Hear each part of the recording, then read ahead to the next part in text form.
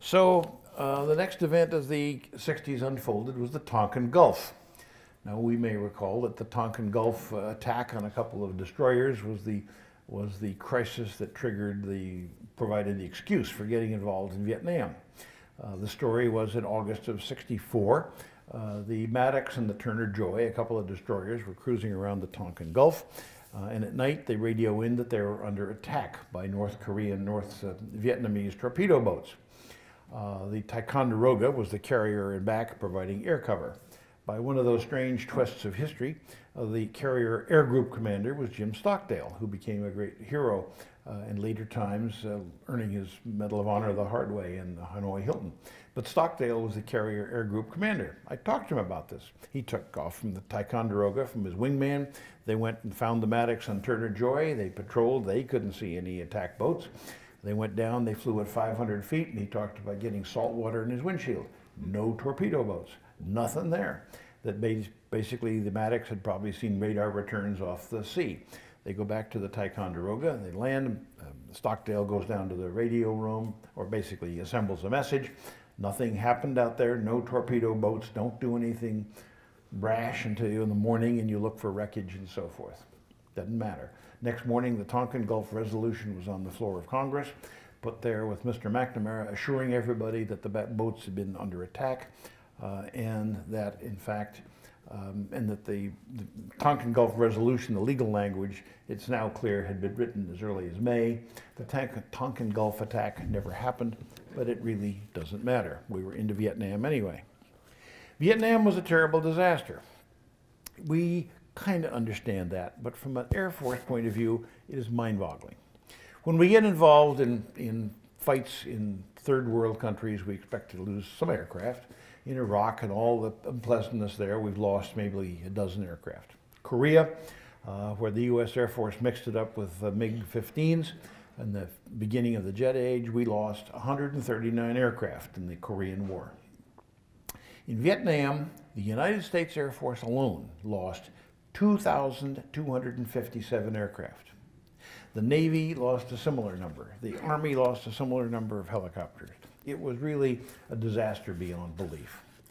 And as a result of that and the events that had gone on, the conventional wisdom became the Soviet Union is a monolith. They're spending 17% of GDP on defense. That's a lot, but you know, too bad for the people who live there, but they can keep doing it. They've got oil. It's stable. They're a big power. We need to accommodate them, and therefore détente became basically the agreed understanding. We're going to do business with the Soviets, and if there's enough trade relations, why nobody will attack anybody else. That was the mindset, and I had the good fortune to go talk to former presidents or their national security advisors in working on this first book, to ask about the former presidents, because I had the good fortune to be able to access people all the way back to Eisenhower. How did you see the Cold War ending? I mean, what was your vision of the end of the Cold War? None of those presidents from Eisenhower up through the end of the 70s had a vision of how the Cold War was going to end. They understood that the Soviet system did not work. It was an evil empire. They all agreed that. But every single president in the 60s and 70s was of the attitude the nuclear threat is so terrible, the possibility of a nuclear escalation is so awful. I became focused on not letting that happen, and I had faith that containment would work, and sooner or later the Soviet Union would collapse. But none of them had a vision as to how that was going to come about. Now, that changed in 1980. This is not a campaign speech, it was a quarter century ago. It's very important history, because in 1980, the man who was elected president decided he wanted to be president to end and win the Cold War. Ronald Reagan was a most unusual individual that, as Jim told you, I went to work there. I ran his campaigns. I was not going to touch politics again. In 1980, had nothing to do with it. At 81, he was dealing with the economy, and he got shot, and he was busy. But in January of 82, he decided he wanted an NSC. He recruited Bill Clark to be his national security advisor, and I became his deputy for national security policy. So I'm working at the White House. As I said earlier, no trumpets. Been there a week. I go in, I see him every morning at 9 o'clock. Here's what these idiots have done in Somalia today. And I get all through, and he peers over his glasses, and he says, you know, Tom, we got a problem. Yes, Mr. President. And it was a tone of voice. We got a problem. The air conditioner doesn't work. Tom, we got a problem. Yes, what's that? The Soviet Union. Yes, that's yes, that's a problem. And he said, it's time to end this. We have got to think through how it is we're going to end the Cold War on terms that are acceptable to us, basically how we're going to win. You know, when asked more casually, what's your Cold War strategy? We win, they lose. He was focused on this is going to end. And therefore he commissioned Tom, go get the staff to think through how we're going to do this. Now, I'm not the hero of this story. I'm just the chief clerk. The heroes were the economists, the backbenchers, who thought through and understood that the Soviet Union was going broke. Henry Rowan, who's now at Stanford, was the head of the Intelligence Council. He was adamant they are spending 50% of their GDP on defense, and it's going up every year. And the insiders had studied the Russian statistics and said, the Russians are stable. The outsiders from the think tank said no, they're spending 50%. And therefore, we worked on a plan, the staff did, of how to deal with the Soviet Union and how to end all this. And basically Reagan's view was we're going to lean on them until they fall over backwards. And so he signed a plan in May of '82, and I thought you might like to know what the ingredients were, because it worked, and it's very interesting. The plan for ending and winning the Cold War had 5 pieces. One was economic.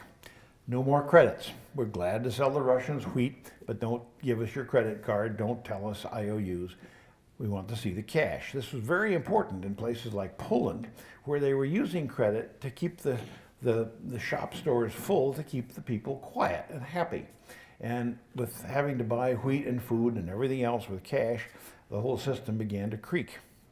The second aspect was military. Military doesn't mean invade Belarus. It means military technology. Push the technology envelope. The B-1, Trident submarines, thermonuclears, satellites, smart weapons, stealth, all the things that began to unfold really began to push the technology envelope. Of course, Reagan's vision of SDI was the crowning piece of all this. The third is diplomatic. The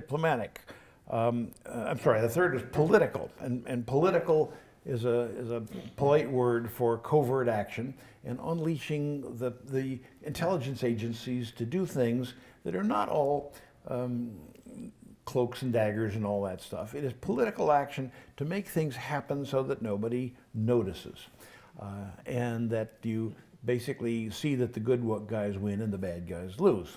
Example, in those years, '82, a bad guy named Bortese was the dictator in Guyana, in one of the little countries up in the upper right-hand corner of South America. He'd made a deal with the Russians, who wanted to put an embassy there, and they wanted to put an intelligence station, and they wanted to turn the country into another anchor across the Caribbean from Cuba. And so the Soviets were going to put in an embassy, they were going to have Libyans operate the electronic stuff, and we thought this was very bad news. So we went to the Pentagon and we had them put together a plan for how do we invade Guyana. And as they do, as you all know, they had all the view graphs and charts, and the paratroopers are going to jump in from Panama, and the Navy's going to be over here, And Bill Clark then took that briefing to South America. He requested a meeting with the president of Brazil and Venezuela. He flew in Air Force One. They met out at the end of a darkened runway, and Bill Clark gave this briefing, or had a very articulate major give the briefing to the president of Venezuela and the minister of defense, who said, oh, that's, you're going to invade South America, you Americans are terrible, you can't do that. Oh, okay. And then they flew to Brasilia, same briefing to the president of Brazil and the minister of defense. They said, oh, that's terrible, you Yankees come down here and invade all the time. And then the magic words, we'll take care of it. Because of course we never intended to invade Guyana at all. And then what happened is the Brazilians went and explained to Mr. Bortese, you've got a lovely palace here, and if you would please stop, don't have anything to do with the Soviets, we'll be glad to paint it for you and put in telephones. But if you do, we'll have to burn it down. And Mr. Bortese went back to growing coffee, and you've never heard of Guyana, or the Guyana, because it never happened. But that's an example of the importance of covert action.